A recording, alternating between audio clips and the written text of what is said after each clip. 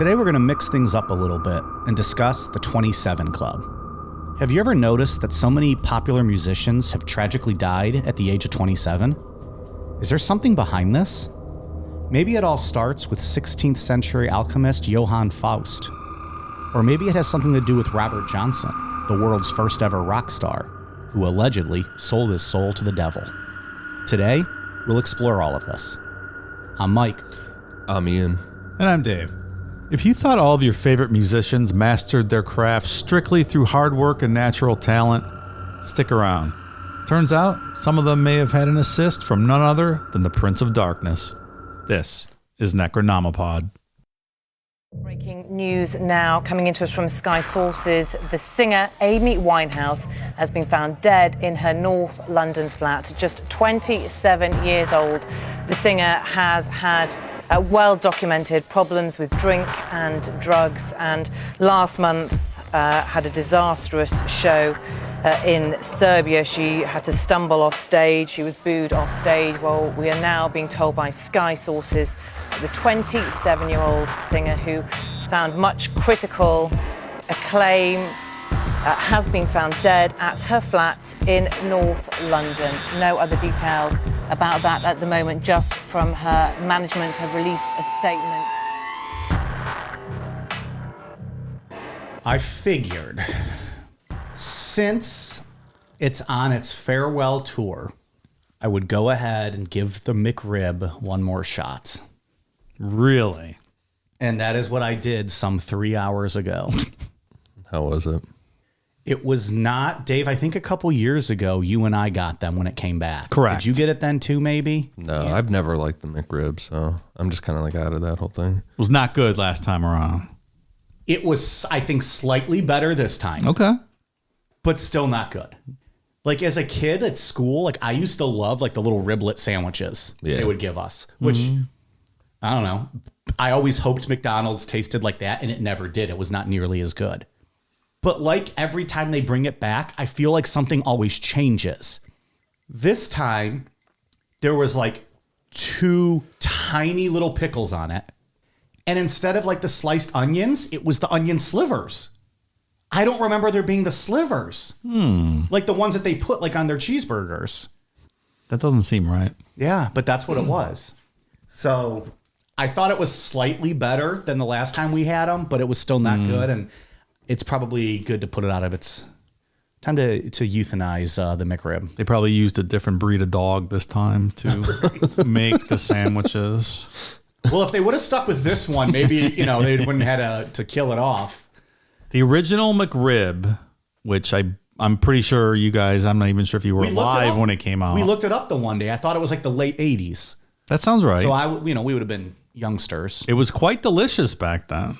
And it was never the same after that first round of having it. Excuse me, I was wrong. It was 1981. And in the picture, they're onion slivers, and there's like 4 or 5 hearty pickles on them. See? Yeah. That is not what I got today. No, yeah. The other thing that annoys me is that, like, it was pretty well covered, but there were parts of the McRib that didn't even have sauce on it. Oh, that's like, weird. Now you're not even gimmicking the dog meat you're giving me. Right. Like, the sauce is probably the best part of it, actually. It's a requirement to cover up the taste of the bad meat. You can't slack off on the sauce. Right. Don't you know anything, McDonald's workers of today? Yeah. It's imperative you use the sauce. If I'm getting a McRib, I want it just covered in sauce. Of course. You're eating shit meat. It has to be covered in sauce. I don't want to see the authentic color of that meat. Or I'm sure it's not authentic, but the color of that meat. It's dark gray. Yeah. That's a shoot. It is. It doesn't have a color. It lacks all color. It is the absence of color. So give us that dark red sauce. I'm not even going to call it. It has to be visually appetizing at some sort of minimum standard, right? I don't think it has been, though, in 20 years. Disappointing, Mike. Yeah. I'm not even going to try it. Yeah. I've sworn that shit off. Fuck the McRib. That's that. So anyways, that's what I got going on. Sounds like a Yeah, less than adequate day, in my opinion. I figured I'd give it one more shot. It's probably best that it rides off into the sunset. I agree. I'm not even trying it. When was the last time McDonald's came up with something like new, good? Like, I'm not saying like I see like I've seen videos of people like in Europe and like their McDonald's have like little chicken wings. Why not try? I have a McChicken wing. I'd try that. They had spicy nuggets for like a cup of coffee. They got rid of those. I want something new. It's not a place for new. It's a place for old. I guess old standards. I guess it works for them though. Like people are still buying the quarter pounders and the Big Macs. It's not the same. It doesn't taste good anymore. Even Big Macs aren't the same. We've had that debate. I've never been a huge Big Mac guy, but I also think it's because they give you the patties get smaller and smaller. They're like Minder sliders essentially at this point. You're biting into bread and lettuce. Yeah. And Big Mac sauce. Sure. Yeah. They should be embarrassed, ashamed of themselves. Man, we are slaying McDonald's tonight. Meanwhile, we're all gonna go home and be like, oh, I wish I had some McDonald's right now. I will say their hot mustard's dipping sauce, phenomenal. Absolutely phenomenal. Oh, that's the best. Their hot hands mustard down. is so damn good. Have you had it? I don't think so, no. Oh, next time you anytime you get it, if you get a McChicken, throw some of that on there. Or for your fries, so good. I agree on that one. Yeah. It's the only nugget sauce, in my opinion. It's by far the best one. Yeah. There was a time a while ago, I didn't mean for this to become a whole McDonald's menu breakdown, but I'll happily do it for the next hour. They had like a sweet chili sauce. I don't know if they still do. That was really tasty too. They had a sriracha sauce that was pretty good. Yeah? A couple years ago. I don't remember that. I like sriracha. It was real good. It was basically like sriracha and mayonnaise mixed together, I think, or something like that. Sounds good. Oh, that sounds delicious. Yeah. So anyways, we're mixing things up, doing something a little different here tonight. This is very different. Not what I expected at all. This was going to be a December show, but then, card suppers and chains, Pally. Yeah. Got bumped up to this week. And I don't know. It's something different. I like when we do the different things. That's Which super we interesting. don't get to do story. often. We could do ghost stories and aliens and missing people, but this is something a little bit off the beaten path for us. So Johann Faust was a real German alchemist, astrologer, and magician who lived from 1480 to 1540. But when you look up making a deal with the devil, Faust, Fausto, or a Faustian bargain are the first things that show up. And that's because Johann Faust ended up being the protagonist for a German legend about making a deal with the devil. This was written numerous times by numerous people over the years. Sure. But the basic story is that Faust was a really smart guy, but he got bored with his life as a scholar. Like, he wanted to know everything. And because he didn't have the means to achieve the knowledge that he wanted, he became depressed. After he attempted suicide, Faust found himself at a physical crossroads in the Spessart forest near Wittenberg. In some stories, Faust calls on the devil by just speaking out loud. I declare my soul for sale. Just yelling out for the devil. In others, Faust has a staff and he draws symbols in the ground to summon the devil. Regardless, the devil didn't show up, but the demon Mephistopheles did on behalf of the devil. To be fair, the devil's busy. Yeah, he can't Got just a lot show going up. on. He doesn't come to see everybody. he's got a big fuck schedule. I bet he does, huh? It's like, He's cornholing Hitler down there in hell, right? That's what I was going to say. Being the middleman, Mephistopheles and Faust agreed on the following. Mephistopheles would serve Faust as long as he lived, provide Faust with any information he desired, and would never lie to Faust. To make the deal, Faust needed to sign a written copy in his own blood, renounce his Christian faith, and at the end of 24 years from that date, Faust would surrender his body and soul to the devil. Do we know how old Faust was at that time? Maybe it's a good deal. Yeah, I wonder why the 24? Is that symbolic in any way? Is that just what they? So Faust lived to be 60. I want 30 years. I'll give you 20. 27, 22. And they, spit in their hand and shake on 24. Got yourself a deal, Mephistopheles. Mr. I like how we're paying out to be a hillbilly. He's German and way smarter than we'll ever be. I mean, if you're 65 years old and, 24 years might be a good deal, right? Where he lived to be how old? 60. 60. I mean, back then, it's a full life, right? It's more than a full life back then, right? You only lived till you're like 35. He very much extended his so maybe expected that's what he lifetime. Maybe that's what he was thinking. Maybe so. Smart. If nowadays at 80, someone was like, I'll give you a guaranteed 24 more years. Right. Like, you know. Got to look at it from all the different angles. Mephistopheles helped Faust find women as well. In one retelling, Mephistopheles helps Faust seduce a beautiful and innocent girl named Gretchen, whose life is destroyed when she gives birth to Faust's son out of wedlock. Realizing that this was an ultimate unholy act, she drowns their child and is arrested for murder. Gretchen ends up being executed, but she still got to go to heaven because God knew that she was tricked by Mephistopheles and Faust. So Mephistopheles is like a pimp, too. He's finding knowledge and women for our guy Faust.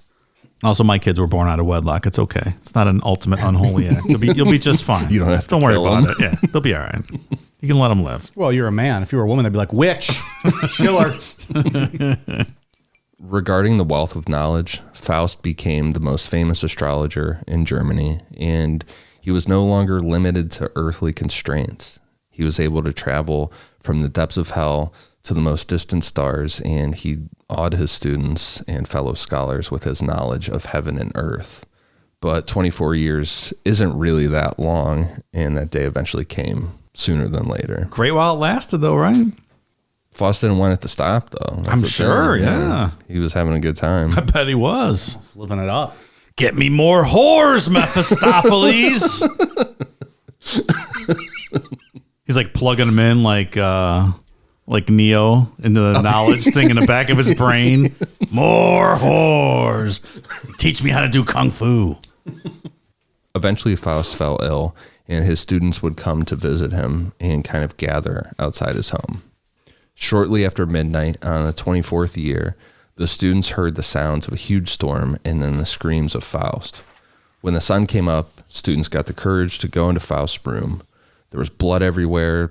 Bits of brain were stuck to the walls, along with an eye and a few teeth. Outside, they found Faust's body lying on a manure pile, and his arms and his legs were still twitching. Well, manure's not bad. Which is good. Newer, it's just good. Manure is really not a bad thing at all, right? On a manure pile, it's a pretty good day. One of the best Seinfeld episodes with Marissa Tomei. Oh, yeah. Because he's engaged at the time. Still wants to get fixed up with Marissa Tomei. He goes on a date with her. He does his manure bit. She's loving it. She's like, how's a guy like you still single? And he's like, technically, I'm engaged. He does like smacks little him. rabbit ears with it. Yeah, and she punches him in the face. Because Marissa Tomei like short, stocky, bald men. Yeah, right. Of course she does. So if Faust was an alchemist, was he very rich? Can we assume that Mephistopheles gave him the key to turning lead into gold, and he was able to produce endless supply of gold? Too busy banging. Like he didn't use any. He didn't care about the alchemy anymore after that? Like he was like, I have the knowledge. I'm not going to help anybody. Yeah. I'm going to bang. Because when you have endless women and knowledge, you don't need the money anymore, right? So the alchemy kind of goes by the wayside. Maybe he just ran up a bunch of debt. He knew he was dying in 24 years. Right. So who cares? Yeah. If you knew the date you were going to die, fucking go buy a yacht. On credit. Imagine you're just this real guy, though, and like you do all this cool stuff, and then after you die, they make up like this ridiculous legends and story about you to explain like all this cool shit you did. But is that also kind of awesome? I guess. I had to deal with the devil. Like that's kind of sweet. Well, I was talking about Jesus, but I guess it also happened to Faust. We're on a side road there. But yeah, I guess that is a cool story to survive you. And when you look up like how to make a deal with the devil, making a deal with like anything, this is what comes up. Oh yeah, that's where it originated, sure. Yeah. But it obviously originated from jealous contemporaries, probably, right? Oh, that Faust, he knows everything. That asshole sold his soul to the devil. He wasn't that smart. He didn't do that on his own accord. Yeah. He sucks. He made a deal with the devil and then banged a bunch of women. He's a loser. He's awful. I'm glad he's dead. So that brings us to Robert Johnson, king of the Delta style blues, who the Rock and Roll Hall of Fame calls, quote, the first ever rock star. And according to legend, the man that sold his soul to the devil in return for his musical talent. And some people think that that deal with the devil kicked off the 27 Club. Rock and Roll Hall of Fame, hometown hero. It's all right. Yeah, it's not great. You mean the Hall of Fame is a hometown hero itself? Yeah. Oh, it's just a joke. It's not that great. He's not from here. The building itself is cool. Like the design of it's really cool just to kind of walk through. The Hall of Fame and stuff. If they have a good exhibit, It's okay. it's cool. If they don't have a good exhibit, don't waste your time. There's other things to do. I agree. It's not that interesting. It's just okay. Yeah. Again, it's if they have a good exhibit, it's something that you might be into. That would be cool. Yeah. I remember the frenzy back in the 90s to vote for Cleveland to I remember get that the too. Rock and Roll Hall of Fame here. It was a whole big thing. Wasn't it like down to like us, Memphis, and like New York City or something like that? Yeah, there was a couple different finalists. We kicked their ass. Hell yeah. A lot of ballot stuffing going on somewhere. Hey, the big lie, pal. Robert Johnson was born sometime in May of 1911 in Hazelhurst, Mississippi, to Julia Dodds and the man she was having an affair with at the time named Noah Johnson. Julia's husband, Charles Dodds, was a farmer and carpenter and pretty successful given that this was 1911's America and he was a black man.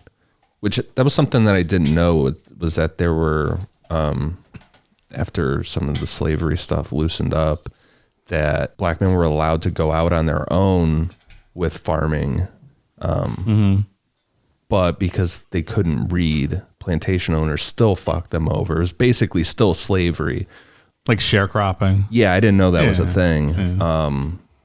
And Charles was successful for the time. And he ended up getting into a property dispute with a white farmer that was basically just jealousy, that they were jealous that he was doing so well. Yeah. And a lot of times they would let them like, okay, you're free. Here's your little portion of land, but go ahead and farm it. Oh, you need equipment? Okay, well, use my equipment, but now you have to pay me for using it. So I'm going to take your crops and I'm going to sell it. Yeah.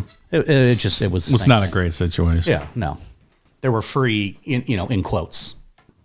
So yeah, like I said, he was just really good at farming. So he got into a dispute with a white farmer, and Charles decided that it was time to get out of Hazelhurst.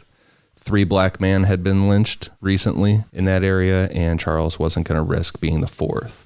Word got out that this farmer and his inbred friends were looking for Charles, so Charles disguised himself as a woman and took off to Memphis, Tennessee. Might you have to leave your whole family because these fucking white hillbillies are not happy with your success. About a year and a half later, Julia made her way to Memphis, where Robert was left to live with his father, who had now changed his name to Charles Spencer. Robert grew up in Memphis for about the next 8 to 9 years, and it's believed that his time in Memphis is where he began to love music, and he started playing the diddley bow, which was a string nailed to the side of a shack with a glass bottle used as a bridge. I read that he liked a 3-string. Huh, three-string diddley bow. Yeah, that he was unique for that because usually guys just use 1 string, but he used 3. Oh, shit. You can go get one of those at Guitar Center. I'll build my own. Yeah. Come with one of those like wah-wah pedals. Wah, wah, wah. Julia Dodds ended up getting remarried, and in 1919 or 1920, Robert rejoined his mother and her new husband, Will Willis, on a plantation in Crittenden County, Arkansas. But pretty quick, they all moved to a spot across from the Mississippi River to work on cotton fields. The way it's told is that Will Willis was one of those type of guys that thought that a man should just kind of keep his head down and stick to working hard.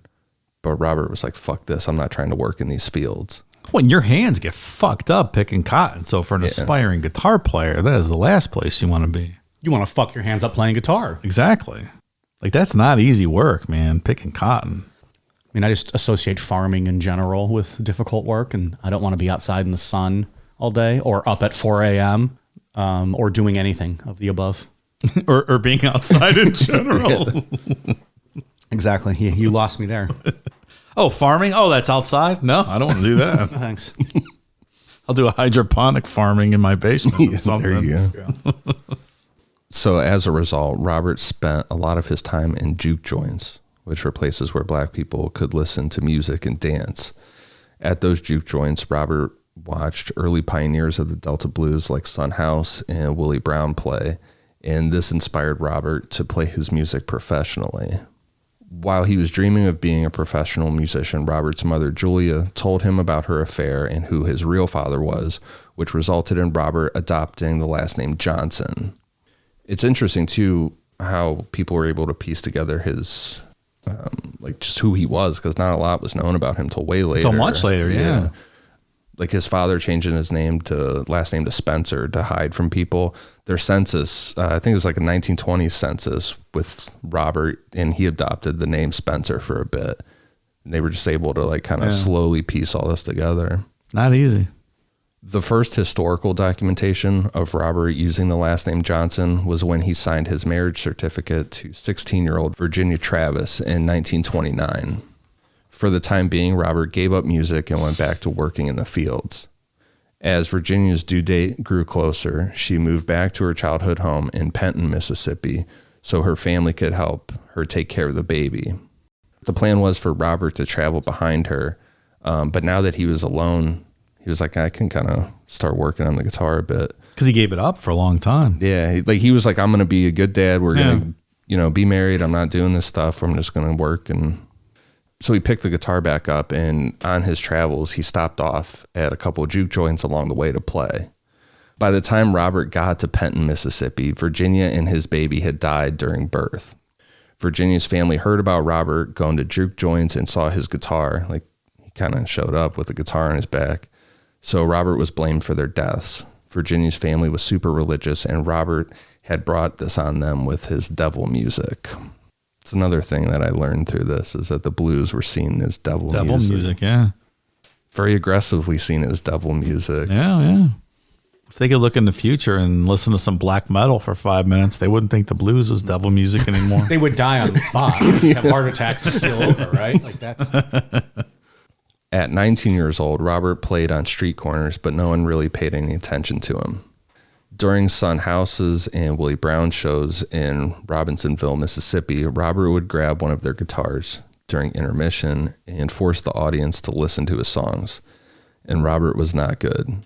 Son House later said, quote, "Folks, they come here and say, why don't you go out and make that boy put that thing down? He's running us crazy."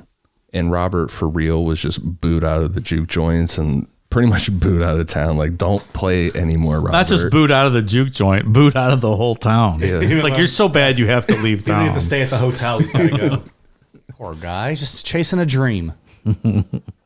It's kind of debated how long Robert went away for.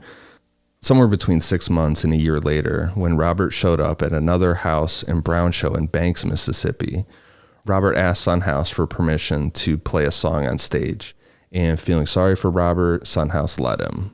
As soon as Robert started playing, everyone was blown away. In a span of 6 months or so, Robert had gone from being booed off the stage to one of the best guitar players ever.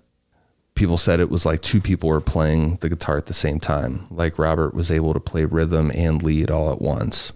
And that's for real. There's interviews with Eric Clapton saying I've tried to figure out, I've listened to this and studied it for years, and I can't figure out how he was able to do this. I listened to all those old songs today. I hadn't listened to it in a long time. It's good. It's so good. Robert ended up dating another young woman named Virgie Kane who got pregnant, at which point her family cut her off from seeing Robert. Again, they were super religious and didn't want their daughter associated with devil music. After this breakup, Robert just traveled around playing songs at juke joints and being quite the ladies' man and quite the drinker too. Women and whiskey. Yeah, he just indulged and just jumped headfirst into women and whiskey all day, every day. Bad life at all. He had a tough time with the wife and the daughter, and then this girl, and he's just all right, enough. I guess that's not it's not cut out for me. It's not for me. Yeah, he was not a domesticated man. Didn't work out for him. It's very sad, but. In 1936, Robert got a chance to record his music, arranged by the American Record Company in San Antonio, Texas. He recorded his first single, Terraplane Blues, which sold 5,000 copies and earned him another recording session. He always played into the corner of a room or the recording booth, either because he liked the sound of the reverberation coming off the wall or because he didn't want to give away his musical secrets, like how he was able to play two parts at the same time. He was also known to play with his back to people when he played live, which makes the whole two guitars at the same time even more mysterious. Yeah. And when you bring in what we're going to talk about with him selling his soul to the devil, it's like, so is the devil playing at the same time on his guitar? Yeah, exactly. So you think it's a boring concert then to go see? You're just looking at the guy's back the whole time? Must be like a Tool concert where Maynard stands and faces with his back to the crowd. Or like behind the curtain, right? Like he was behind the curtain. Yeah. I also just want to say that recording booth is a loose term here because it was just a room in a hotel for the first session and like a storage room in some building for the second. Yeah, it's not a fancy. Yeah, it was like a makeshift kind of studio. It really there wasn't a huge soundboard with someone sitting behind. They're smoking doobies. Just a couple takes on each. Like those are played straight through. I'm not sure how much editing is done there, but that was another thing people were surprised about. He knocked out like 8 or 9 songs in one day, one take. Just sat down first time, just knocking them out. There's 29 total songs, I believe, is all that he ever recorded. Wow. And there's 2 pictures of him that exist. Only 2 pictures, yeah. And one of them is very badass. He looks like a cool motherfucker, the cigarette man. hanging out of his mouth. He sure does. Robert wouldn't be able to capitalize on any of his success because he suddenly died on August 16th, 1938 in Greenwood, Mississippi at 27 years old. In the 1960s, a musical historian named Gail Wardlow found Robert's death certificate, but the cause of death was undetermined and no autopsy was done. There was some word of syphilis that was talked about, but that was used to kind of discredit black men back then. They all had syphilis. Yeah. It's a way to just kind of shame them. And that sounds about right. So he definitely did not have syphilis. But it seems like the accepted story is that one night, because Robert was a ladies' man drinking whiskey, that he was playing at a juke joint and he was hitting on the wife of the owner of that juke joint, the guy that ran it.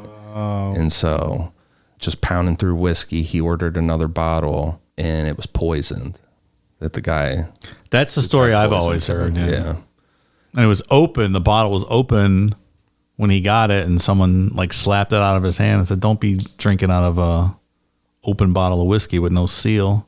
Yeah. He did not heed that advice. No, the way that I heard it told was that he said, "Don't ever slap a $7 bottle of whiskey out of my hand." Right. That's it. Yeah. And he drank it. I want to go on record right now and say, if you guys ever see me drinking a $7 bottle of whiskey, would you please slap it out of my hand? $7 back then, Robert was probably drinking pretty good whiskey. Absolutely. Oh, I understand. Yeah.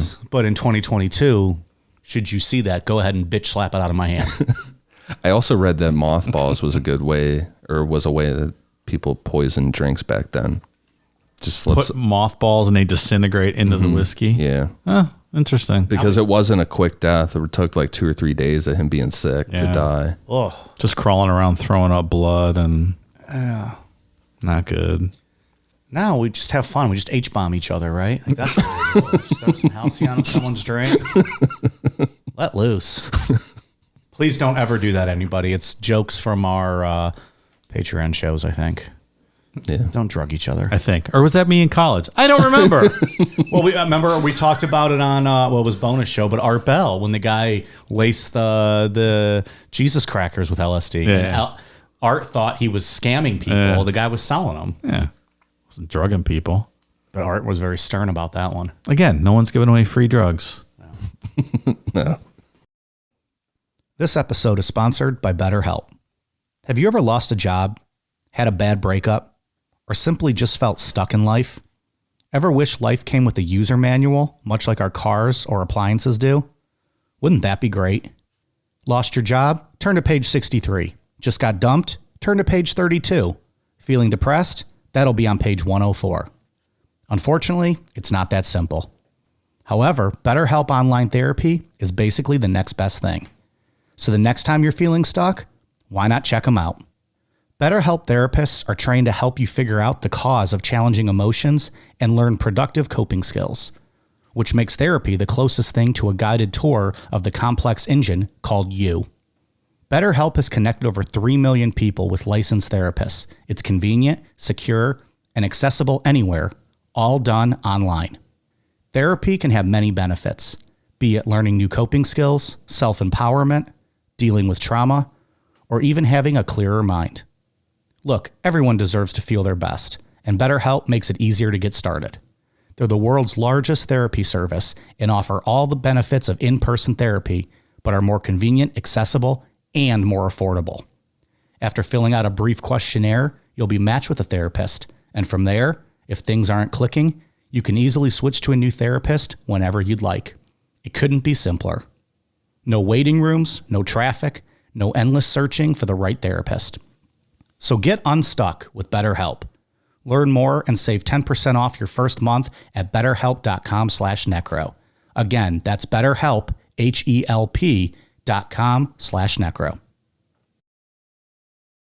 As legend has it, the reason that Robert went from being booed off stage to being one of the best guitar players to ever live was because he sold his soul to the devil. Some people take it further, and like in the Faust story, where Faust died after the 24th year, Robert Johnson and other musicians have to give themselves over to the devil at 27 years old. It's amazing Chad Kroger's still alive with all that talent. Yeah. Still making money. Piling it on, man. You would have thought he would have died at 27 with all that super talent. Well, he's Canadian, right? Their blood's superior to ours. Okay. Right? That explains it. They don't. We die much easier than they do. Do we? It's all that poutine, man. It makes them tough. It's not the lack of health care. I think that might be it. You mean for us? That kills us. Yeah. Well, maybe. I'm going with poutine. Final answer. I'm going with healthcare. Final answer. The best retelling of this legend that I found comes from fellow blues musician Henry Goodman. I think you're going to read this, Mike. Yeah. So everyone bear with me. This is a lengthy one. Robert Johnson been playing down in Yazoo City and over at Beulah trying to get back up to Helena. Ride left him out on the road next to the levee. Walking up the highway, guitar in his hand, propped up on his shoulder. October cool night, full moon filling up the dark sky. Robert Johnson thinking about Sunhouse, preaching to him. Put that guitar down, boy. You driving people nuts. Robert Johnson needing as always a woman and some whiskey. Big trees all around, dark and lonesome road. A crazed, poisoned dog howling and moaning in a ditch alongside the road, sending electrified chills up and down Robert Johnson's spine. Coming up on a crossroads just south of Rosedale. Robert Johnson, feeling bad and lonesome, knows people up the highway in Gunnison can get a drink of whiskey and more up there. Man sitting off to the side of the road on a log at the crossroads says, "You're late, Robert Johnson." Robert Johnson drops to his knees and says, "Maybe not." The man stands up, tall, barrel-chested, and black as the forever closed eyes of Robert Johnson's stillborn baby, and walks out to the middle of the crossroads where Robert Johnson kneels. That's a bold analogy there. That's quite the way to say that. I didn't love reading that sentence. Black as the eyes of your dead kid. Come on, man. Yikes. He says, "Stand up, Robert Johnson. You want to throw that guitar over there in that ditch with that hairless dog and go back on up to Robbinsville and play the harp with Willie Brown and Son because you just another guitar player like all the rest? Or do you want to play that guitar like nobody ever played it before? Make a sound nobody ever heard before? You want to be the king of the Delta Blues and have all the whiskey and women you want? That's a lot of whiskey and women, devil man." "I know you, Robert Johnson," says the man. Robert Johnson feels the moonlight bearing down on his head and the back of his neck as the moon seems to be growing bigger and bigger and brighter. He feels like the heat of the noonday sun bearing down, and the howling and moaning of the dog in the ditch penetrates his soul, coming up through his feet and the tips of his fingers through his legs and arms, settling in that big empty place beneath his breastbone, causing him to shake and shudder like a man with the palsy. Robert Johnson says, "The dog gone mad." The man laughs. "That hound belongs to me. He ain't mad. He's got the blues. I got his soul in my hand." The dog lets out a low, long, soulful moan, a howling like never heard before. Rhythmic, syncopated grunts, yelps, and barks, seizing Robert Johnson like a grand mal and causing the strings on his guitar to vibrate, hum, and sing with a sound dark and blue, beautiful, soulful chords and notes possessing Robert Johnson, taking him over, spinning him around, losing him inside of his own self, wasting him, lifting him up into the sky. Robert Johnson looks over in the ditch and sees the eyes of the dog reflecting the bright moonlight, or more likely so it seems to Robert Johnson, glowing on their own, a deep violet penetrating glow. Robert Johnson knows and feels that he is staring into the eyes of a hellhound as his body shudders from head to toe. The man says, "The dog ain't for sale, Robert Johnson, but the sound can be yours. That's the sound of the Delta Blues. I gotta have that sound, devil man. That sound is mine. Where do I sign?" The man says, "You ain't got a pencil, Robert Johnson. Your word is good enough. All you got to do is keep walking north. But you better be prepared. There are consequences." "Prepared for what, devil man?" "You know where you are, Robert Johnson? You are standing in the middle of the crossroads. At midnight, that full moon is right over your head. You take one more step, you'll be in Rosedale. You take the road to the east, you'll get back over to Highway 61 in Cleveland. Or you can turn around and go back down to Beulah, or just go to the west and sit up on the levee and look at the river. But if you take one more step in the direction you're headed, you're going to be in Rosedale at midnight under this full October moon, and you're going to have the blues like never known to this world.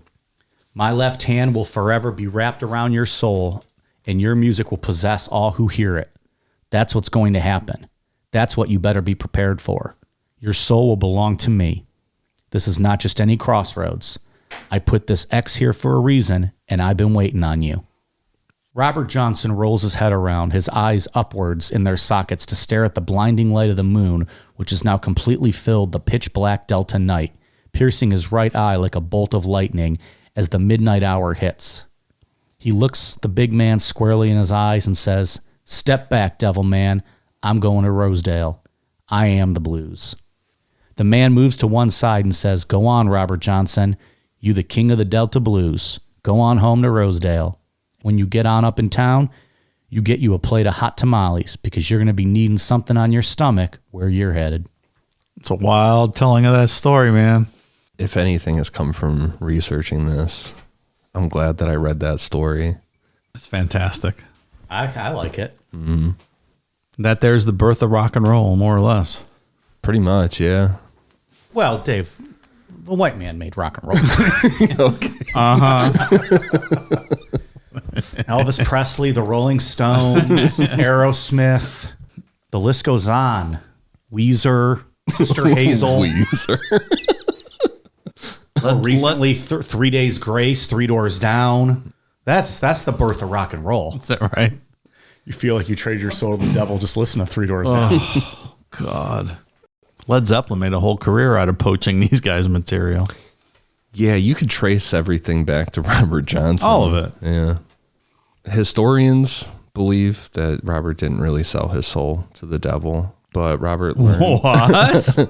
But there's some people that do. There's guys in that documentary on Netflix, which is really good. I'd recommend anybody to watch that. Was it called Crossroads? Yeah. Devil at At the the Crossroads. Yeah. Just like we talked about.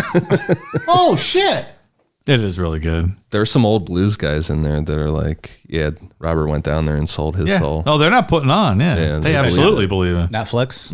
Yeah, it's really good. I have to check that out. Historians believe that Robert learned from a man named Isaiah Zimmerman, who went by Ike. According to Zimmerman, he and his wife, Ruth, took Robert into their home in Beauregard, Mississippi, while he mentored Robert. Their favorite spot to practice was at the Beauregard Memorial Cemetery across from Zimmerman's house, and rumors spread about the two of them playing the devil's music in a graveyard. And the way that was told was that Ike told Robert that they were going to play in the gravestone or in the graveyard because he wasn't going to bother anybody like he was back at the juke joints. Booed? Yeah, the dead weren't going to be able to boo him, so he could be as bad as he needed to be out there. So an expert in 6 months to a year. Is he a natural? I don't know. I don't know how you explain that. Like, are there certain people that have that innate talent? they just don't know it yet. So all it takes is 6 months to a year. Once you learn what you're doing, then your I think that's internal talents or your natural born talents are gonna come out.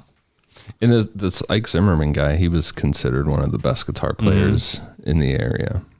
So maybe Robert just clicked. That's what I mean, yeah. And maybe he wasn't as bad as the story goes when he was kind of jumping in there when those other guys were playing, and he would just jump in at like the intermission. He just wasn't as good as Sunhouse and Willie Brown. Yeah, and he wasn't good. Maybe he wasn't the drizzling shits. Maybe he was just like a beginner, and that's not what they. If you pay to see a concert, you don't want to hear a beginner play. Yeah. So and then maybe for 6 months he busted his ass and.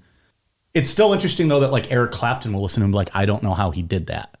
That's interesting. Yeah. Because if he can't figure out how he did it, we're certainly not. Right. Like, No, he had extremely long fingers. That's one thing. That helps. Yeah, I can't think of the musician. And the other thing we didn't talk about is he strapped another string onto the 6 string. Like he was playing with a 7-string guitar somehow. They're like, what in the fuck is this? But then I always and I was thinking that like, oh, well, maybe he had like some kind of trick to the trade. But like Eric Clapton now, there's 7-string guitars all over the place. And he still is saying he can't figure out how he did it. Yeah, I don't know. It's crazy. Like, does it ever make you think there's something that you're a natural at, but you've never been exposed to it, so you'll never know? Like cricket. No, like if you ever played cricket, what if you're the best cricket player in the history of the world, but you've never been exposed to cricket before? Well, I think we found it. We're podcasts, right? We're the best in the world at podcasting. And we happen to find it, luckily for us. But for our listeners out there, maybe they haven't found their talent. Yeah, I'm sure there's something there's probably a lot of things that we're all naturally good at. Like that's why I always thought it was best to expose your kids to as many different activities and sports growing up, because you never know what they're going to be good at and what's going to take and what's not going to take. Absolutely. There's things you've never been exposed to that you're just never going to know. I think that's true. I mean, I don't think everybody maybe is going to be great at something, but don't you think there's one thing that everyone's good at? I don't know. As long as they find that one thing. I think there's probably for most people, I guess. Yeah. Sure. Yeah. There's going to be something. Yeah. I don't think I have anything like that. There's not something that I'm just naturally really great at. Anything that I might be good at is because I tried hard to be good at it. Which is essentially just drinking alcohol, and peeing every. That I'm good at. Yeah. Took a lot of practice though. And peeing every 15 minutes. So I got a good Robert Johnson story for you guys. So there's another Delta blues musician named Robert Lockwood Jr. He's from that area. And Robert Johnson lived with Robert Lockwood Jr.'s mom for like 8, 9, 10 years. Okay. Was dating her or whatever. So he was kind of like a quasi stepfather to Robert Lockwood Jr., who was only like 4 years younger than Robert Johnson. But he taught him how to play guitar, and they used to do shows together and stuff. And they would play out and about and whatever. And like I've read that people couldn't tell the difference between the two. So this guy's real good too. So there used to be a bar called Fat Fish Blue in Cleveland, downtown. I remember that. And Robert Lockwood Jr. moved to Cleveland for the second half of his life. So every Wednesday night, this guy would do 3 sets at Fat Fish Blue. And I think he lived to be 90 something. So this was about 20 years ago. He's almost 90. So I was there on a Wednesday night for whatever reason. And this guy, Robert Lockwood Jr., sat down at our table and was talking to us in between sets. Oh, yeah? Was telling us just the story of playing with Robert Johnson and growing up with him in his house. And holy shit. it was really cool. That's awesome. Yeah. So you just remembered that? Or like you knew? No, I was reading this. I go, holy shit, I forgot all about that. Like, I don't remember the specifics and stuff. And I was probably pretty intoxicated. But it was about probably 2005. He died in 2006. So it was probably 2005-ish around then. But really cool guy. That's pretty awesome. Yeah, 3 shows every Wednesday night. And we just happened to be there on a Wednesday. And he was like in the middle of the sets. And he was, I would say, almost 90 years old at that point. And just was sitting down bullshitting with us, talking about the old days in the Delta. And if you only would have known back then that 20 years later, you'd be covering this on a podcast. So there's my Robert Johnson adjacent story. It was pretty cool. I don't have any specific stuff for really you cool. because I don't have a very good memory. But Fat Fish Blue just like blew my mind. Oh, that place was awesome. Man, I don't know if I ever went because I was like a kid back then. Yeah. But but 2005, I was not a kid. It was like it was a blues bar I guess I just restaurant never in maybe downtown Cleveland. Yeah. It was a very cool spot. Everyone always had Fat Fish blue shirts. Like I saw those everywhere. Yeah. That was like that's cool. That's my night of hanging out with Robert Lockwood Jr. Really super cool guy. Was he into the whiskey and women as well? You know, I don't remember. You probably did a shot with him and don't even remember. I probably did. But I think he died shortly after. Well, yeah, I couldn't keep up drinking with you. I don't think that's what happened. He was in his 90s. Doesn't mean that alcohol couldn't have done it. That's true. So the 27 Club became well known after Kurt Cobain died in 1994, with people connecting his age of 27 to Jim Morrison, Janis Joplin, Brian Jones, and Jimi Hendrix.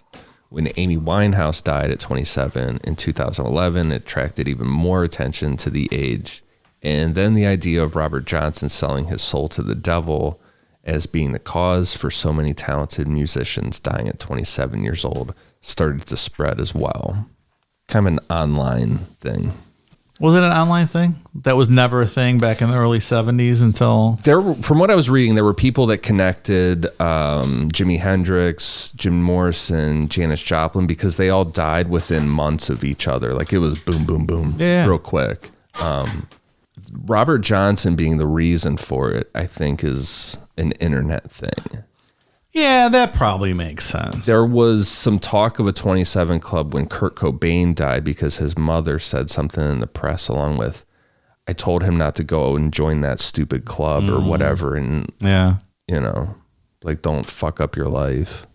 You want to go through some of these guys? Yeah, go through some of them. There's actors and actresses in here. There's some, but not in this list. I kept it to musicians. But maybe we can talk about some of those at the end. Yeah. Yeah, I want to get into some of those too. That'd be cool. I have a few more I wrote down that I thought were interesting too. All right, let's do it. The first one, Rudy Lewis, R&B singer for the Drifters. He was found dead in a Harlem hotel of a suspected drug overdose. He died on May 20th, 1964. Drifters are in the Rock and Roll Hall of Fame. The Drifters are interesting. I was looking at them.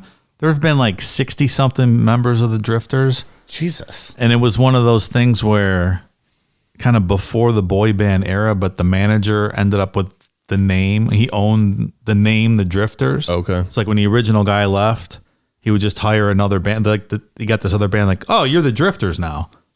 So then it was like all these incantations of the Drifters. Right. It's kind of interesting.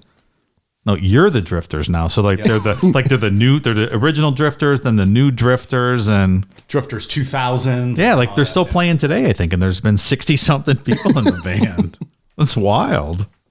So who made it to the Rock and Roll Hall of Fame then? Like the original lineup? The original Drifters from the 50s, I think. Okay. Hall of Fame's like, you're not going to put a fast one on us, buddy. Fuck you. There's like 60 people on the induction stage singing.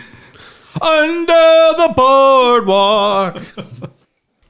Brian Jones, founder and the original lead singer of the Rolling Stones, drowned in a swimming pool in his home in East Sussex, England on July 3rd, 1969. Also fired by the Stones right before this happened. So if this is true, imagine selling your soul to the devil for this musical ability, and then the Rolling Stones kick you out of the band that you founded. Like, Yeah, how that fucking sucks, like, right? What the fuck did he do that he was getting kicked out of his own band? Yeah, they booted him. God damn. He was living life on the edge. Seems like it. Yeah. There's a lot of conspiracy theories around his death too. Like this handyman / construction guy that was working for him was living at his house with his girlfriend, and they were said to have argued over money earlier in the day. So there's some thought that he drowned this guy. The construction worker. Drowned Brian Jones, killed him. And his buddy later claimed that he, in a deathbed confession, said, "Yeah, it was me that did him." In hitman terms, I did him. Yeah. Really? How about that? It certainly is a twist. It's a twist in the plot. Jimi Hendrix died September 18th, 1970. He ended up dying of asphyxiation. He threw up in his sleep while mixing barbiturates with alcohol. Yeah, that's not good. Like the girl he was with said that he took her sleeping pills like 9 times the recommended, or 18 times the recommended dose or something. Yeah, that'll do it. And there's a lot of conspiracy with Hendrix too. Yeah. What time the girlfriend called the ambulance, what time they showed up. Like the ambulance guys said they didn't even see her when they got there. And his buddy Eric Burden from the Animals showed up before the ambulance and cleaned up all the drugs because he's worried about the drugs and stuff. A lot going on in that room there. I've heard the story about the guy cleaning up the drugs. Yeah. I guess he found a poem or something that Hendrix wrote and left it, and he thought it was a suicide note. So he like told the press or something that it was a suicide. So there's just a lot of confusion going on there. I actually pulled a quote from Hendrix like 2 weeks before he died. He said, "I'm not sure I'll live to be 28 years old. I mean, the moment I feel I have nothing more to give musically, I will not be around on the planet anymore unless I have a wife and children. Otherwise, I've got nothing to live for." 2 weeks before he died. And 2 months before he turned 28. Yeah. And he said, I might not see 28. Yeah. Yeah, that's dark. A lot of converging things going on there with Hendrix. Janis Joplin died October 4th, 1970, from a heroin overdose at Landmark Motor Hotel in Hollywood. If you're going to die in a hotel, I hope it doesn't have the word motor in it. Right? I was going to say, that's horrible. Like, I was just thinking, like, if it has motor in it, you don't stay you're there. Like, ooh, motor. But I guess if you're doing heroin, Not you're to just die, probably looking yeah. for a place just to kind of do heroin. Yeah, I guess it goes hand in hand. I guess she got strong heroin, stronger than she was used to. Is what I assume if we liked heroin, we'd get like diet heroin, right? Heroin light. Like if I was going to go with our Miller Light, like we want heroin light. If I was going to do a heroin, you don't want the strong heroin. Dave, there's a lot of stuff I'm going to have to do first to ease my way even into the heroin realm of things. Like a weed maybe first. Let's do a weed. I'll get to heroin in about a year or 2 years of time. That was 16 days after Hendrix, so that was boom, boom. Man, can you imagine? That's a hit. Yeah. Yeah, that's two Wasn't iconic people gone real quick. Yeah. What was the I guess a bunch of other people had that same heroin she did and OD'd over the weekend too, so OD as well? yeah, so really? I guess it was stronger than anyone thought. Could it have been laced with anything else too, or they don't even know? They just think it might have been stronger. Isn't that the whole fentanyl issue right now? Is that people cut heroin with fentanyl's fentanyl? a lot cheaper. But also, if you kill your clients, Well, how that's do you what I'm keep thinking. clients? I never understood that. Like if you're not doing that intentionally, right? Because like, why make it stronger if you can make it not as strong and still make as much money and keep them coming back? I think just because fentanyl's a lot cheaper and you're trying to. But I'm talking like with Janis Joplin, like specifically, like Yeah, that probably was just like a mistake. Probably. somebody made, Probably. and then ended up killing all their customers. Probably, yeah. I think even the fentanyl thing's probably a mistake a lot of times. I think people cut it trying to make it cheaper. They don't think they're making it as strong as they really are. Yeah. Yeah. They end up killing a bunch of I think people. that's probably right. This show has went down a dark road, and like I don't feel great about any of these conversations. Well, it's not a good business model to kill your clients, right? I would imagine if we killed all of our listeners, that probably wouldn't be great for our numbers. It's like Bill Murray and Caddyshack. Correct me if I'm wrong, but if we kill all the golfers. Jim Morrison died July 3rd, 1971. He was the frontman for The Doors, found in the bathtub of a Paris apartment from a heroin overdose. Actually, it was just labeled a heart attack. And they didn't do an autopsy, so Suspected. that was just suspected heroin, yeah. 27 for just a heart attack. Crazy. Yeah. So I'm going to hope that perhaps there was some extracurriculars going on. Strangely enough, there's I wrote down a bunch of conspiracies for this. There's for all of them are. Like that girl, he was at his girlfriend Pamela Corson's apartment. She gave varying accounts of what happened. She died 4 years later herself of a heroin overdose. I'm not really sensing any conspiracies here. Well, some people say there was a CIA plot to eliminate the counterculture figures, and the CIA killed them. Then there was a guy, Sam Burnett, who wrote a book in 2007 that he used to run this club in Paris where Marianne Faithfull used to play, and he said that Morrison died in the club toilet, and the drug dealers dragged him out of there, put him in a taxi, and took him back home, put him in his bed. In the tub. In the tub. Sorry, tub, not bed, yeah. The Marianne Faithfull even said that her boyfriend, the drug dealer, gave Jim too much of a dose of smack and it killed him. So Then Ray Manzarek from The Doors later suggested that Jim faked his own death and he's still alive, just living out his life somewhere. So there's a lot of things around Morrison's death. Yeah. I love a good fake death story. And then do you remember the internet thing in 2016 where there was a Jim Morrison lookalike, an old guy living in Oregon? No. And then people were convinced that was Jim Morrison? I did not. I don't know that one. Yeah. Those pop up like Elvis all the time, too. Like, oh, look at this. It's like, it's just an old man. Yeah. Tupac. Not every old man that has sideburns is Elvis. Yeah, Tupac shit pops up all the time. Yeah, same thing. Although I haven't seen any photos of like, oh, this is him. There was a guy not that long ago, or the All Eyes on Me movie that came out a couple years ago. That dude looks exactly like Tupac. Yeah. It's scary. Rob McKernan died March 8th, 1973. He was one of the founding members of the Grateful Dead. He ended up dying from a gastrointestinal hemorrhage at his home in California. Doesn't seem like any conspiracies or anything, any issues with that. It's just an unfortunate thing. Well, he's an alcoholic, which caused him to have to quit the band because of liver damage, and he couldn't tour anymore. But who wants to listen to Grateful Dead anyway? That's fucking horrible music. I've never listened to Grateful Dead before. Oh, it's awful. I have no interest. Oh. Yeah, I know. There's a couple good songs, but for the most part, I'm not even sure I could recognize a Grateful Dead song if I heard it. I probably couldn't. No. Touch of Grey, like that's a good song.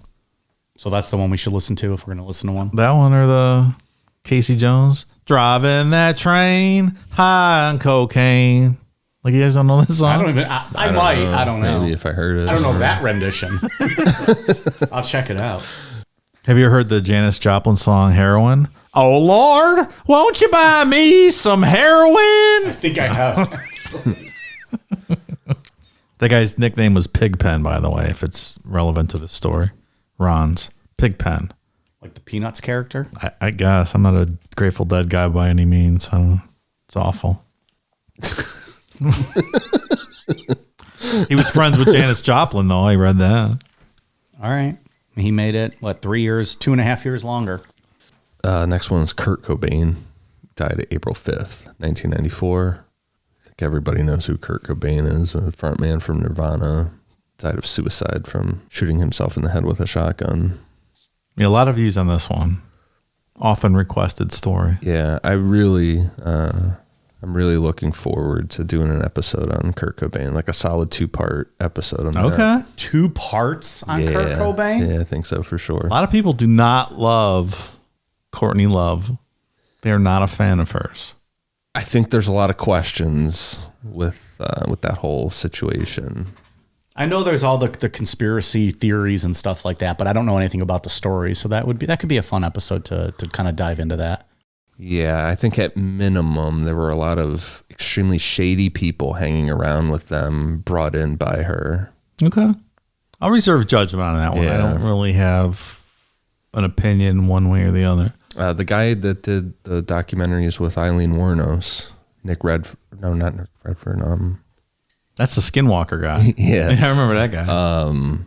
I can't remember his name, Nick something, but he's the one that went in and interviewed Eileen multiple times when she was in jail and waiting death row and stuff.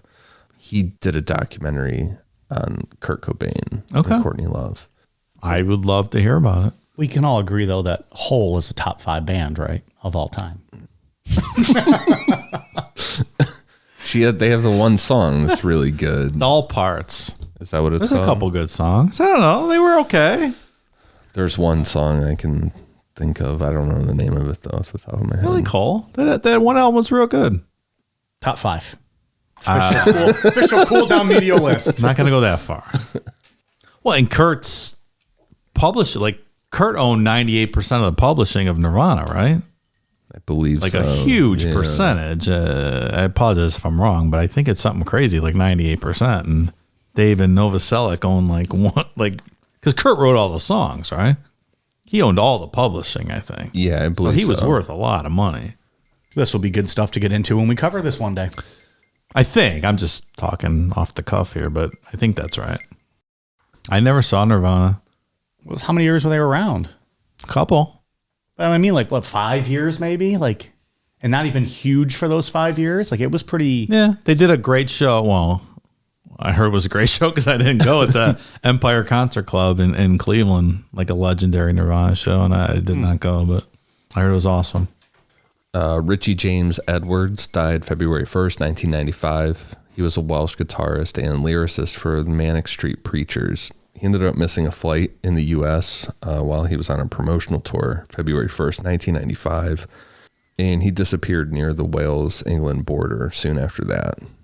In 2008, he was declared presumed dead. He just went missing. Yeah, that's a weird story. Mm-hmm. Wow. They found his car like near a bridge. Like it seems plausible. He jumped into the river over the bridge. But have you ever listened to these guys, Manic Street Preachers? Mm-mm. Let me tell you, I had neither. I listened to their album, this last album, The Holy Bible, today. Yeah. It's fucking great. Really? I loved it. Why do I get the impression they're like punk? No, it's like kind of alt indie. It's not punk. Okay. It was really good. I'm not sure I know what alt indie is, but I would check it out. Just like a different, like in. I don't know what that means either. I think I read that description, but It's like that's a genre, alt indie. yeah, like just British indie music. I thought it was real good. Manic Street Preachers. Are they still around, or did they kind of? I don't know. Oh. Like that was a big album. I don't know. I was just reading background on these people, and that was a big album that this guy was. They were going to do a promotional tour for this Holy Bible album that they just recorded. So I'm like, all right, let me listen to this one. It's fantastic. I like that. I love finding new music that I missed, 30 years ago. After 13 years, they're like, he's dead. Call it. Yeah, they held out Call for a while on that. That's game. People are waiting for insurance payouts. They're like, call him dead. The last one that I had on my list was Amy Winehouse. She died July 23rd, 2011. Voice of an angel. Yeah. The saddest of them all. She had a lot of issues with drugs and alcohol. She did. She ended up dying from alcohol poisoning. A bad choice in men. That fucking clown husband of hers that got her hooked on heroin.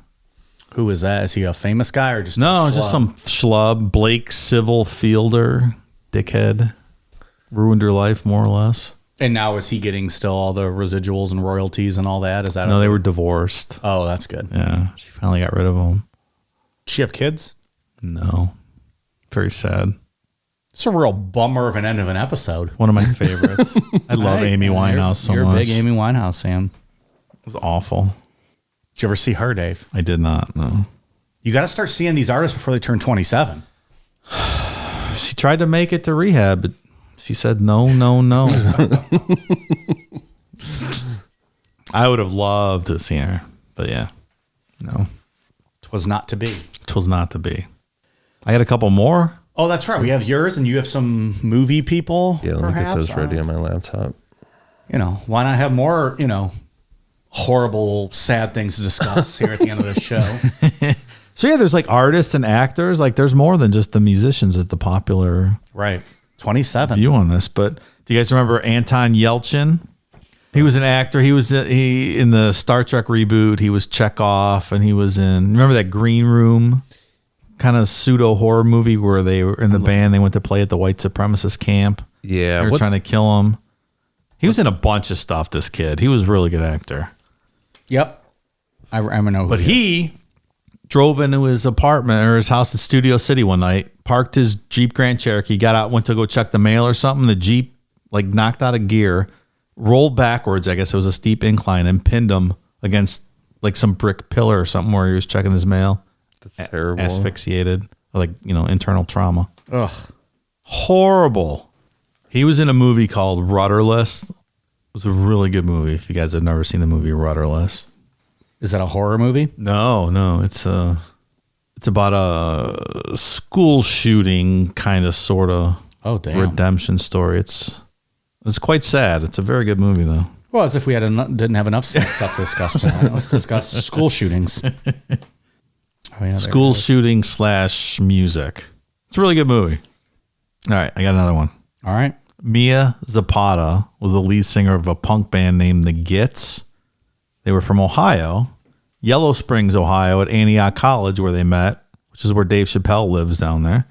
Moved to Seattle, kind of on the verge of breaking out, and she got murdered one night. Damn. Never found out who it was. 20 years later, they had the DNA sample of a bite mark or something on her. 20 years later, this guy that killed her got arrested or whatever, and they had advancements in DNA and whatnot, and his DNA got put in a database. Guy got convicted of the murder 20 years later. Like, that's a whole show we should maybe do one. It's a really interesting story. That'd be cool. Really sad because they're really good. So if you've never heard of the Gits, check them out. I got the artist Jean-Michel Basquiat. I was practicing that earlier, so I wouldn't say it. I think that's how you say it. Basquiat. Basquiat? The graffiti artist from New York City.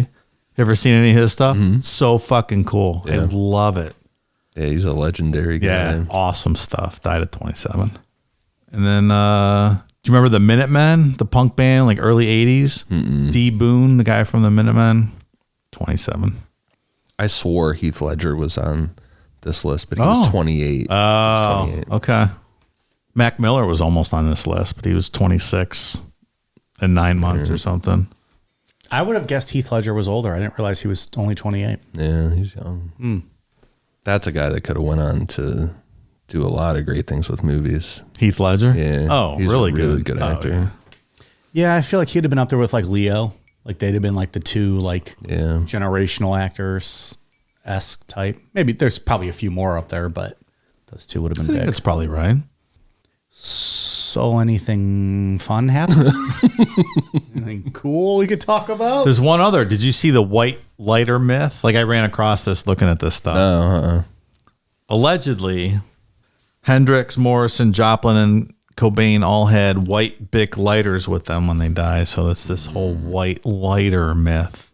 Snopes took a look at it and they said, White lighters are bad luck, right? yeah, that's what's traced back to this. Okay. Yeah, because I remember, See? you know, You have heard of it. statutes of limitations, whatever. I remember smoking weed back in the day, like when I was younger. And every once in a while, if like someone had a white lighter, I'd be like, nah, dude, that's bad luck. Yeah. Don't See? fucking light that joint with a white lighter. But I guess Snopes looked at it and Bic did not make those disposable lighters back when Morrison and Hendrix and everyone died. So I was going to say, so maybe they only had white lighters back then. they did not make them. So they didn't have them on them. No, Bic did not make those disposable white lighters So back it was at that just, time. It was an unfounded, just a rumor Yes. that they all had. Oh, I see what Yes. you're saying. I was Just thinking, a rumor. Well, maybe that's all they made back then. Oh, white no, no. lighters, and that's why they all had them. Yeah, just a rumor. Which is kind of weird, right? That's funny that you brought that up. It just like reminded me of all kind of Yeah. shit. I remember like my friends and stuff back in the day. If See? you tried to light even a cigarette with a white lighter, you'd be like, get the fuck out of here with that, man. So if you had known this, that it came from that, but then it was debunked, would you have been like, all right, we're good? Or is that just something now that's in your head? Like, I don't fuck with white lighters. I don't know. I forgot all about it until just now. How does something like that get started? I don't know. Maybe it was Bic, like their new ad campaign. When they You know, rolled out all white these- lighters, finally. No, I mean like all their new colors. They're like, oh, they all had white, but you can now red, blue, orange, green. You get this Dale Earnhardt lighter. Woo! What's weird is that Bic must have been making those disposable lighters back then, but why not white? They must have had other lighters. So between then and now, someone made a decision that we're going to introduce the white lighter. Yeah. Why wasn't it in production back when Morrison, Hendrix, Janis Joplin died? Like, who's the person at Bic that said, you know what, we need white lighters. We have no white lighters in our product line. Why wasn't that an original color? Doesn't make any sense. When did disposable lighters become a thing? When I started smoking as a young 12-year-old, You had they disposable. were available. I don't know. Yeah. So what did you have before? Like a mechanism, and you had to like keep replacing it, like a little cartridge thing. Maybe a Zippo. Zippo. Everyone had Zippos. How the fuck does those work? Like you put something in them? Shoot butane fuel in the bottom. Oh, okay. It's like a little... You've never used a Zippo lighter before? Dude, I've smoked a pack of cigarettes maybe in my life, and that was in college, and we had fucking Bic lighters. Zippos I mean, I've are seen cool. Zippos. Zippos are neat. They're like cool, and you know they have a little lid on them, right? And they're like they're collectibles and stuff now, but I've never actually had to use one and like replace it. I thought just when it's done, I guess I don't know. Never thought about it. Yeah. 7th grade me thought I was real cool with the Zippo smoking cigarettes. You got to put... But to be fair, I grew up in an era where there's disposable lighters. Like, Yeah. Zippos were like old and timey when I was growing up. Like it was like collector's items then. Yeah. have to replace the flints too, Mike. Like, it was a whole operation. Fuck that. I'll shoot heroin then. I'm not even going to deal with that. Yeah, and then you end up like tasting the lighter fluid in the cigarette. So it's not great. Yeah. You absolutely awful. did. Yeah, it was stupid. I just thought I was cool when I was a kid. Well, this is an interesting story. I love stuff like this. This is one of my favorite outlines that we've done so far. Super cool. I didn't know anything about Robert Johnson. I knew nothing about this going in, and I'm glad I got this knowledge. I'm 2 degrees, like 6 degrees of Kevin Bacon. I'm 2 degrees of Robert Johnson.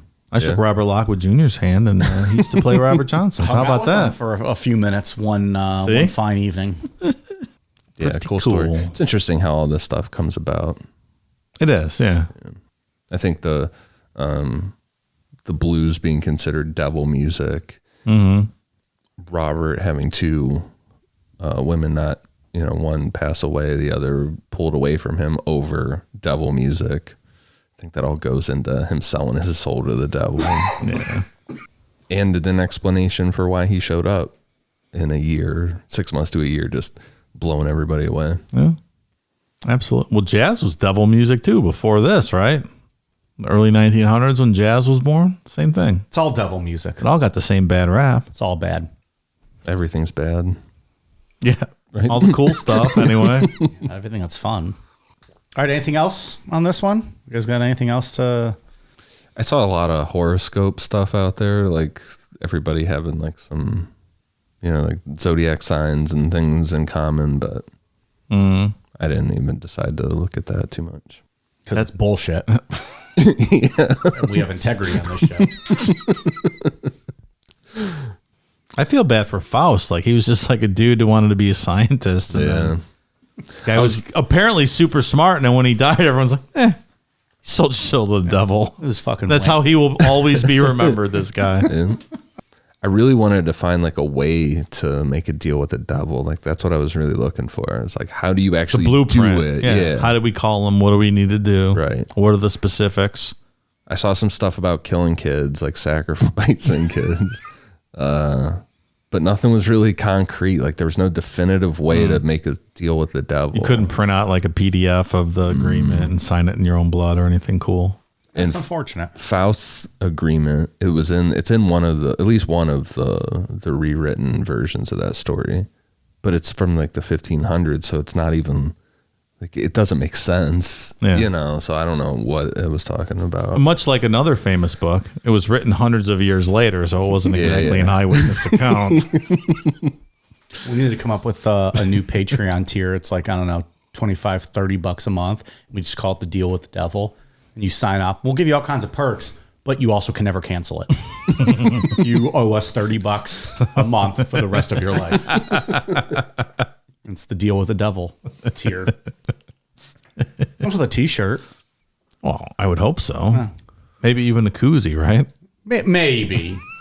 I made a deal with the devil, and all I got were my ears raped every Sunday. Something like that.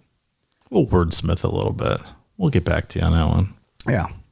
Yeah, so unfortunately there's no concrete version out there on how to actually make a deal with the devil. Maybe for the best. Probably. A lot of wackos out there making deals with the devil. Crossroads were pretty interesting too. They'll show up a lot within other legends and mythology stuff. Because Faust was at the crossroads too. Like, that's where it began, right? Yeah, he was at a physical crossroads. Yeah. It's also a fantastic Britney Spears movie, but we'll get to that. It's a really good Bone Thugs and Harmony song too. Yeah, but it's a better Britney Spears movie. And unlike these hacks, she made it past 27. So. Hacks. So now that we're finally laughing and not all about to cry about all these deaths, we're mixing things up a little bit. Dave, you got some Patreon shout outs. All right. Thank you to Jake S. Bowersmith, Riley Mack, Jessica Lee. Hey, Mike, want a Netflix and chill? That was Jessica Lee. That was a hyphenated name. That's a hell of It's an invite. Yeah. Okay. Natalia, Justin Benson, Portia Wendell, Miguel Menchaca. Good thing I got that holla holla clip handy. Holla, holla. Michael Haddox, Suzanne Turpie, House, Tom Foolery, Hey Yo Wayo, Scott Duff, Cole Roberts, Renalock, Petunia 375, Michael Wolf, Logan Paskuski, Jared Womer, Ashley Mancera Smith, Brittany, Cookie Man, Cookie with lots of O's, Cookie Man, Emma Smith, Andrew Diet, Double Dope Dummy, Bradley Bird, Jenna Tools, Meryl Clemens, Chris Cabot, Sarah Newkirk, I Bleem, Caxardy, Emily Ivers, Monica Jepson, Megan Becker, Your Mom's Little Secret. What do you think that is? A queef.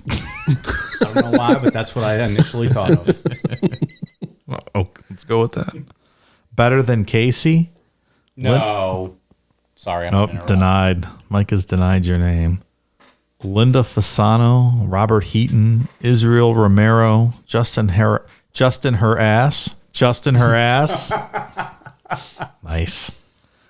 April Womack, Trisha Gilbert, Michelle Vaughan, Erica Watkins, Alex Hughes, Sean Branson, Josh Berg, Bill Clinton Soggy Stogie, Brian F., Alana Hildebrandt, Courtney Dyer, and Omega 6695. Thank you so much, new patrons.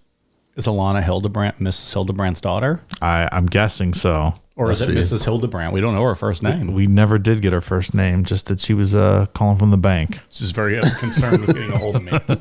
She wants to talk to Mike.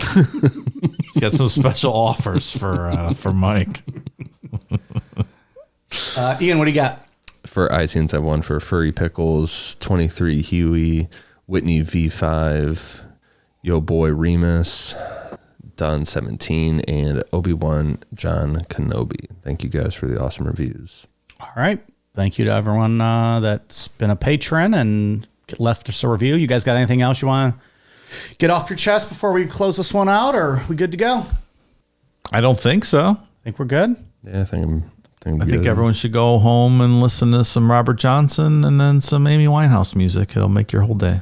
Watch that Netflix documentary, Devil at the Crossroads. Very entertaining. It's a quick one. It's like 48 minutes. Yeah, it's not very long. Yeah. A lot of good info, though. Do you have a specific Winehouse album or song they should listen to? No, all of them. There's only a couple albums. He wasn't here that long. All right. We are on Twitter, Facebook, Instagram, YouTube at Necronomipod, patreon.com/Necronomipod, necronomipod.com, and on necronomipod.com, as well as on all of our socials, you will find the link to our spring shop that has all of our new merch. Go check it out. We got lots of cool items there available for you guys, including mugs and wine tumblers and clothing and all that good stuff. Stickers. That's a big one. People love stickers. Stickers are cool. So stick them on your local police car. They love it. Yeah. Just don't tell them we sent you.